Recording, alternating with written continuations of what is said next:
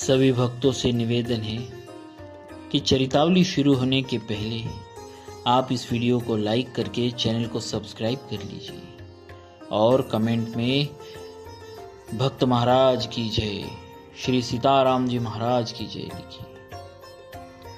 दूसरा अध्याय, नारद सनत कुमार संवाद।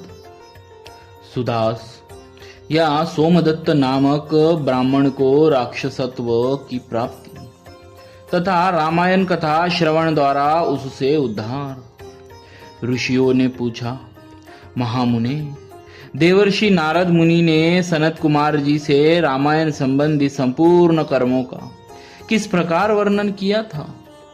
उन दोनों ब्रह्मवादी महात्माओं का किस क्षेत्र में मिलन हुआ था? तात, वे दोनों कहाँ ठहरे थे? नारद जी ने उनसे जो कुछ कहा था वह सब आप हम लोगों को बताइए। सूत जी ने कहा, मुनिवरों, सनकादि महात्मा भगवान ब्रह्मा जी के पुत्र माने गए हैं।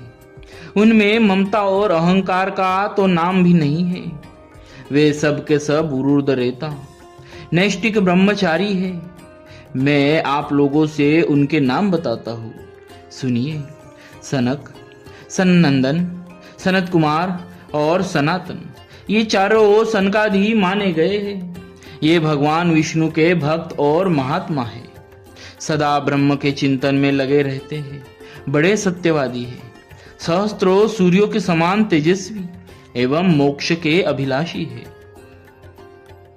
एक दिन वे महातेजस्वी ब्रह्मपुत्र सनकादि ब्रह्मा जी की सभा देखने के लिए मेरु पर्वत के शिखर पर गए। वहां भगवान विष्णु के चरणों से प्रकट हुई परम पुण्यमयी गंगा नदी, जिन्हें सीता भी कहते हैं, बह रही थी। उनका दर्शन करके वे तेजस्वी महात्मा उनके जल में स्नान करने को उद्यत हुए। ब्राह्मणों, इतने में ही वे देवर्षि नारद मुनि भगवान के नारायण आदि नामों का उच्चारण करते हुए वहां आ पहुंचे।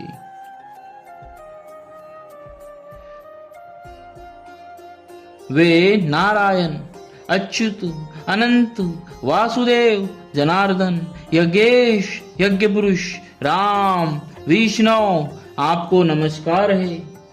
इस प्रकार भगवान नाम का उच्चारण करके संपूर्ण जगत को पवित्र बनाते हैं और एकमात्र लोक पावनी गंगा की स्तुति करते हुए वहां आए। उन्हें आते देख महातेजस्वी सनकादि मुनियों ने उनकी यथोचित पूजा की तथा नारद जी ने भी उन मुनियों को मस्तक झुकाया। तदनंतर वहां मुनियों की सभा में सनत कुमार जी ने भगवान नारायण के परम भक्त मुनिवर नारद जी से इस प्रकार कहा। सनत कुमार बोले, महाप्राज्ञ नारद जी, आप समस्त मुनीश्वरों में सर्वज्ञ है। सदा श्री हरि की भक्ति में तत्पर रहते हैं। अतः आपसे बढ़कर दूसरा कोई नहीं है। इसीलिए मैं पूछता हूं, जिनसे समस्त चराचर जगत की उत्पत्ति हुई है तथा ये गंगा जी जिनके चरणों से प्रकट हुई है, उन श्री हरि के स्वरूप का ज्ञान कैसे होता है?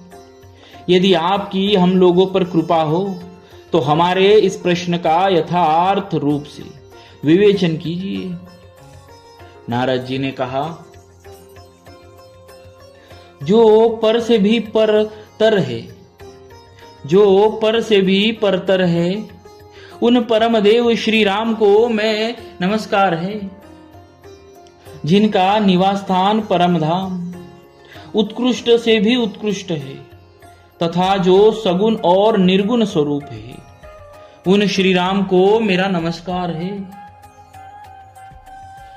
ज्ञान अज्ञान, धर्म अधर्म तथा विद्या और अविद्या, ये सब जिनके अपने ही स्वरूप है तथा जो सबके आत्मरूप है, आप उन परमेश्वर को नमस्कार है। जो दैत्यों का विनाश और नरक का अंत करने वाले हैं, जो अपने हाथ के संकेत मात्र से अथवा अपनी भुजाओं के बल से धर्म की रक्षा करते हैं। पृथ्वी के भार का विनाश जिनका मनोरंजन मात्र है और जो उस मनोरंजन की सदा अभिलाषा रखते हैं, उन रघुकुल दीप श्री राम को मैं नमस्कार करता हूं, जो एक होकर भी 4 स्वरूपों में अवतीर्ण होते हैं, जिन्होंने वानरों को साथ लेकर राक्षस सेना का संहार किया है। उन दशरथ नंदन श्री राम जी का मैं भजन करता हूं। भगवान श्री राम के ऐसे ऐसे अनेक चरित्र हैं, जिनके नाम करोड़ों वर्षों में भी नहीं गिनाए जा सकते हैं, जिनके नाम की महिमा मनु और मुनीश्वर भी पार नहीं पा सकते।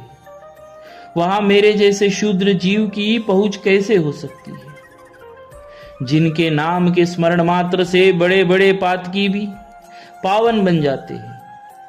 उन परमात्मा का स्तवन मेरे जैसा तुच्छ बुद्धि वाला प्राणी कैसे कर सकता है, जो द्विज घोर कलयुग में रामायण कथा का आश्रय लेते हैं, वे ही कृतकृत्य है। उनके लिए तुम्हें सदा नमस्कार करना चाहिए। सनत कुमार जी, भगवान की महिमा को जानने के लिए कार्तिक, माघ और चैत्र के शुक्ल पक्ष में रामायण की अमृतमयी कथा का नवाह श्रवण करना चाहिए। ब्राह्मण सुदास गौतम के शाप से राक्षस शरीर को प्राप्त हो गए थे, परंतु रामायण के प्रभाव से ही उन्हें उस शाप से छुटकारा मिला। सनत कुमार ने पूछा, मुनि श्रेष्ठ, संपूर्ण धर्मों का फल देने वाली रामायण कथा का किसने वर्णन किया है? सौदास को गौतम द्वारा कैसे शाप प्राप्त हुआ? फिर वे रामायण के प्रभाव से किस प्रकार शाप मुक्त हुए? मुने, यदि आपका हम लोगों पर अनुग्रह हो तो सब कुछ ठीक ठाक बताइए। इन सारी बातों से हमें अवगत कराइए, क्योंकि भगवान की कथा वक्ता और श्रोता दोनों के पापों का नाश करने वाली है। नारद जी ने कहा, ब्राह्मण, रामायण का प्रादुर्भाव महर्षि वाल्मीकि के मुख से हुआ है, तुम उसी को श्रवण करो। रामायण की अमृतमयी कथा का श्रवण 9 दिनों में करना चाहिए। सत्ययुग में एक ब्राह्मण थे, जिन्हें धर्म कर्म का विशेष ज्ञान था। उनका नाम था सोमदत्त। वे सदा धर्म के पालन में ही तत्पर रहते थे। वे ब्राह्मण सौदास नाम से भी विख्यात थे। ब्राह्मण ने ब्रह्मवादी गौतम मुनि से गंगा जी के मनोरम तट पर संपूर्ण धर्मों का उपदेश सुना। गौतम ने पुराणों और शास्त्रों की कथाओं द्वारा उन्हें तत्व का ज्ञान कराया। सौदास ने गौतम से उनके बताए हुए संपूर्ण धर्मों का श्रवण किया था। एक दिन की बात है, सौदास परमेश्वर शिव की आराधना में लगे हुए थे। उसी समय वहां उनके गुरु गौतम जी आ पहुंचे, परंतु सौदास ने अपने निकट आए हुए गुरु को भी उठकर प्रणाम नहीं किया। परम बुद्धिमान गौतम तेज की निधि थे। वे शिष्य के बर्ताव से रुष्ट न होकर शांत ही बने रहे।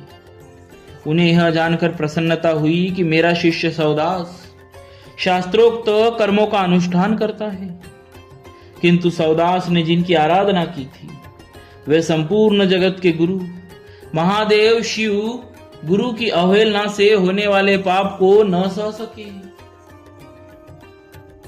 उन्होंने सौदास को राक्षस की योनि में जाने का शाप दिया। तब विनय कला कोविद ब्राह्मण ने हाथ जोड़कर गौतम से कहा। ब्राह्मण बोले, संपूर्ण धर्मों के ज्ञाता, सर्वदर्शी, सुरेश्वर भगवान, मैंने जो अपराध किया है वह सब आप क्षमा कीजिए। गौतम ने कहा, वत्स, कार्तिक मास के शुक्ल पक्ष में तुम रामायण की अमृतमयी कथा को भक्ति भाव से आदर पूर्वक श्रवण करो। इस कथा को 9 दिनों में सुनना चाहिए। ऐसा करने से यह शाप अधिक दिनों तक नहीं रहेगा, केवल 12 वर्षों तक ही रह सकेगा। ब्राह्मण ने पूछा, रामायण की कथा किसने कही है तथा उसमें किसके चरित्रों का वर्णन किया गया है। महामते, यह सब संक्षेप से बताने की कृपा करे। यो कहकर मन ही मन प्रसन्न हो सौदास ने गुरु चरणों में प्रणाम किया। गौतम ने कहा, ब्राह्मण सुनो, रामायण काव्य का निर्माण वाल्मीकि मुनि ने किया है। जिस भगवान श्री राम ने अवतार ग्रहण करके रावण आदि राक्षसों का संहार किया और देवताओं का कार्य संवारा था, उन्हीं के चरित्र का रामायण काव्य में वर्णन है। तुम उसी का श्रवण करो।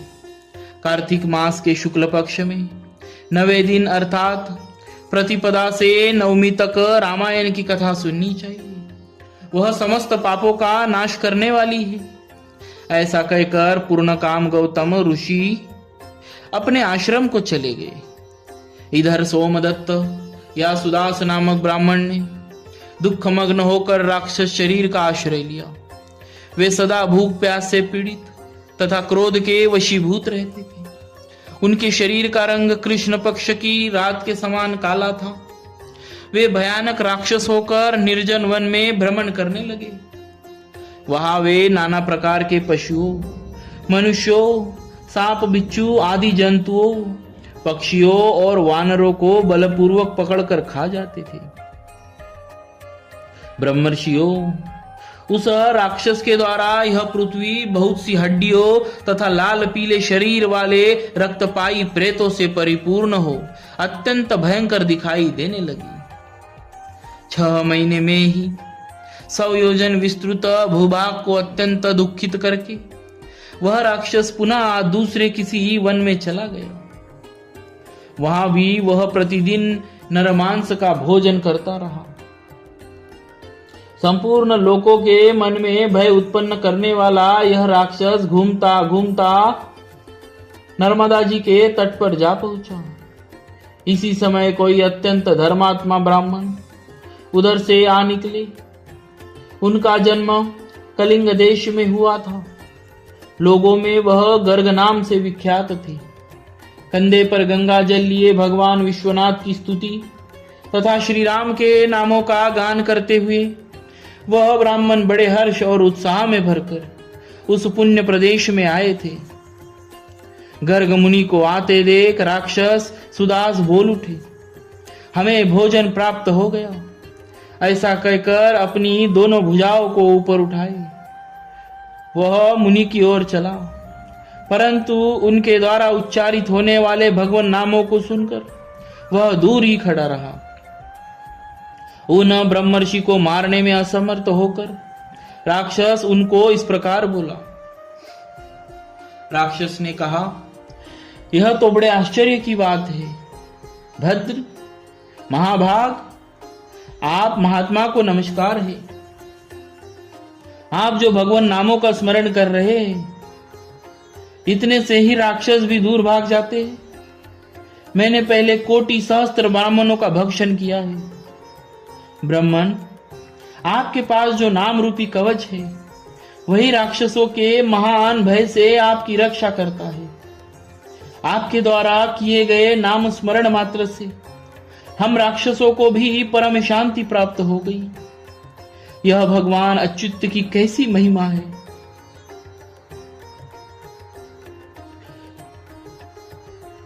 महाभाग ब्राह्मण, आप श्री राम के प्रभाव से सर्वथा राग आदि दोषों से रहित हो गए, अतः आप मुझे इस अधम पातक से बचाइए।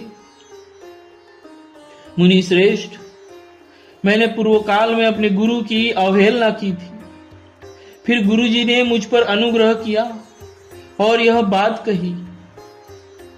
पूर्व काल में वाल्मीकि मुनि ने जो रामायण की कथा कही है उसका कार्तिक मास के शुक्ल पक्ष में प्रयत्न पूर्वक श्रवण करना चाहिए। इतना कहकर गुरुदेव ने पुनः यह सुंदर एवं शुभदायक वचन कहा। रामायण की अमृतमयी कथा 9 दिन में सुननी चाहिए। अतः संपूर्ण शास्त्रों के तत्व को जानने वाले महाभाग ब्राह्मण, आप मुझे रामायण कथा सुनाकर इस पाप कर्म से मेरी रक्षा कीजिए। नारद जी कहते हैं, उस समय वहां राक्षस के मुख से रामायण का परिचय तथा श्री राम के उत्तम महात्म्य का वर्णन सुनकर द्विजश्रेष्ठ गर्ग आश्चर्यचकित हो उठे। श्री राम का नाम ही उनके जीवन का अवलंब था। वे ब्राह्मण देवता उस राक्षस के प्रति दया से द्रवित हो गए और सुदास से इस प्रकार बोले। ब्राह्मण ने कहा, महाभाग राक्षस राज, तुम्हारी बुद्धि निर्मल हो गई है। इस समय कार्तिक मास का शुक्ल पक्ष चल रहा है। इसमें रामायण की कथा सुनो। राम भक्ति परायण राक्षस, तुम श्री रामचंद्र जी के महात्मा को श्रवण करो। तुम श्री रामचंद्र जी के महात्म्य को श्रवण करो। श्री रामचंद्र जी के ध्यान में तत्पर रहने वाले मनुष्य को बाधा पहुंचाने में कौन समर्थ हो सकता है। जहां प्रभु श्री राम का भक्त है वहां ब्रह्मा, विष्णु और शिव विराजमान है। वही देवता, सिद्ध तथा रामायण का आश्रय लेने वाले मनुष्य है। अतः इस कार्तिक मास के शुक्ल पक्ष में तुम रामायण की कथा सुनो। 9 दिनों तक इस कथा को सुनने का विधान है। अतः तुम सदा सावधान रहो। ऐसा कहकर गर्ग मुनि ने उसे रामायण की कथा सुनाई। कथा सुनते ही उसका राक्षसत्व दूर हो गया। राक्षस भाव का परित्याग करके वह देवताओं के समान सुंदर, करोड़ों सूर्य के समान तेजस्वी और भगवान नारायण के समान कांतिमान हो गया। अपनी 4 भुजाओं को शंख, चक्र, गदा और पद्म लिए वह श्रीहरि के वैकुंठ धाम में चला गया। ब्राह्मण गर्ग मुनि की भूरी भूरी प्रशंसा करता हुआ वह भगवान के उत्तम धाम में जा पहुंचा। नारद जी कहते हैं, विप्रवरो, अतः आप लोग भी रामायण की अमृतमयी कथा सुनिए। इसके श्रवण की सदा ही महिमा है, किंतु कार्तिक मास में विशेष बताई गई है। रामायण के नाम का स्मरण करने से ही मनुष्य करोड़ों महापातकों तथा समस्त पापों से मुक्त हो परम गति को प्राप्त होता है। मनुष्य रामायण इस नाम का जब एक बार भी उच्चारण करता है तभी वह समस्त पापों से मुक्त हो जाता है और अंत में भगवान विष्णु के लोक में चला जाता है। जो मनुष्य सदा भक्ति भाव से रामायण कथा को पढ़ते और सुनते हैं उन्हें गंगा स्नान की अपेक्षा 100 गुना पुण्य फल प्राप्त होता है। इस प्रकार श्री स्कंदक पुराण के उत्तरखंड में नारद सनत कुमार संवाद के अंतर्गत वाल्मीकि रामायण महात्म्य के प्रसंग में राक्षस का उद्धार नामक दूसरा अध्याय पूरा हुआ। बोलिए श्री सीताराम जी महाराज।